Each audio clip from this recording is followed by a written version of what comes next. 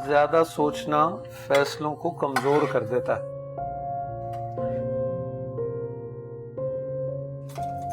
यार तुम इस चीज की फिक्र छोड़ो कि रूना तुम्हें मिलेगी या नहीं, लेकिन यार तुम ये तो सोचो कि तुम सारा से मोहब्बत ही नहीं करते, तुम उससे शादी कैसे करोगे?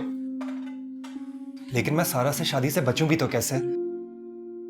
लाख कोशिशों के बावजूद अम्मी जान से बात करने की हिम्मत नहीं कर पाया मैं।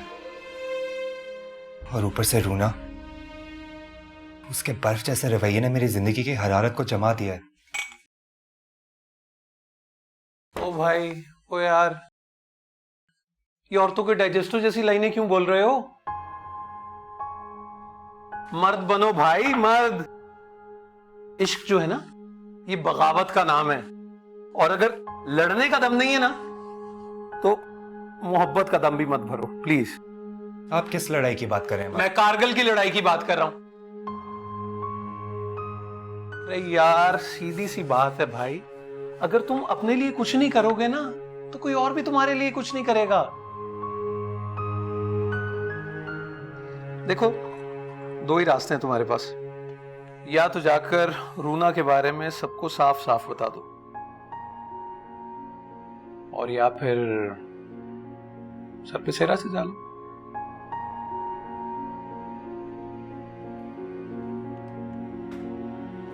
हाँ हाँ,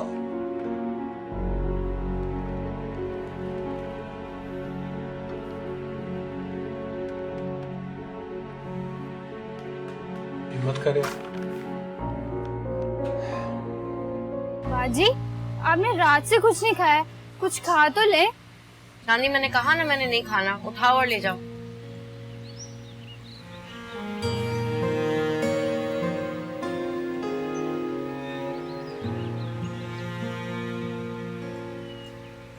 कुछ खा क्यों नहीं रही हो?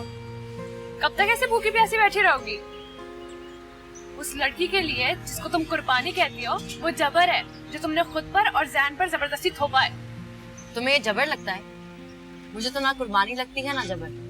मैं वही कर रही हूँ जो इस सिचुएशन में किसी को भी करना चाहिए। उस बेचारी लड़की का क्या कसूर है जो जैन के नाम की मेहंदी लगा कर बैठी है, जो अपनी आंखों में अपनी आगे की जिंदगी के हजारों सपने सजा कर बैठी है। तुमने भी किया था ना ये? क्या गुलरेज ने तुम्हारे बारे में सोचा था कि तुम किसी और की दुल्हन बनी बैठी हो?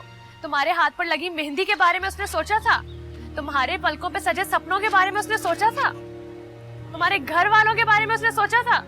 नहीं सोचा था, नहीं सोच पाया था वो, क्योंकि अपनी मोहब्बत के आगे कोई कुछ नहीं सोच पाता। Because everything is fair in love and war. I know Anju, I know everything is fair in love and war. मैं भी तो वही कर रही हूँ। मोहब्बत में लोग खुदगर्ज हो जाते हैं, जिस तरह गुलरेज खुदगर्ज हो, जिस तरह जैन खुदगर्जी में मेरे पीछे चला है, उसी तरह मैं भी खुदगर्ज हो गई। सिर्फ फर्क इतना है, वो लोग मोहब्बत पाने के लिए खुदगर्ज हुए और मैं मोहब्बत बचाने के लिए। उस बेचारी यतीम लड़की की मोहब्बत, जो आंख खोलते ही अपनी बाप की मोहब्बत से महरूम हो। तुम्हें क्या लगता है शादी का बंधन एक यतीम खाना है जिसमें तुम उस यतीम और मुस्तहक लड़की को भर्ती करवाकर इंसानियत का फर्ज चुका दोगी? या मोहब्बत एक मियां बीवी का रिवायती रिश्ता है जिसे जहेज की कमी या शौहर की कमकमाई देखकर तोड़ा जा सकता है? मैंने कब कहा ये किसी रिवायती रिश्ते का नाम है? तुम्हारे कहने ना कहने से क्या होता है रूना बीवी? ये इतना आसान नहीं है जितना तुम सोच कर बैठी हो। करता तुम फिर भी वही रही हो। अभी तो वो किसी का हुआ नहीं है और पल पल तुम सूली पर लटकी हो। जब वो किसी का हो गया ना, उस वक्त पूछूंगी तुमसे इस कुर्बानी का कर्म। अभी तो इंसानियत के जज्बे में तुम्हें समझ नहीं आ रहा कि तुम क्या कर रही हो। पता तो तब चलेगा जब जैन शादी के बाद भी बर्बाद ही रहेगा। वो उस लड़की को अपना कर भी नहीं अपना पाएगा, जब वो लड़की उसके घर में रहकर भी उसके दिल में नहीं रह पाएगी, जब तुम उसको भुलाने की लाख कोशिशें करोगी पर नहीं भुला पाओगी, जब सोना चाहोगी और सो नहीं पाओगी, तब पूछूंगी मैं तुमसे। मोहब्बत के लिए लोग अपनी जानें कुर्बान कर देते हैं, तुमने इतना सस्ता समझ लिया, उसको दान करने चले हो।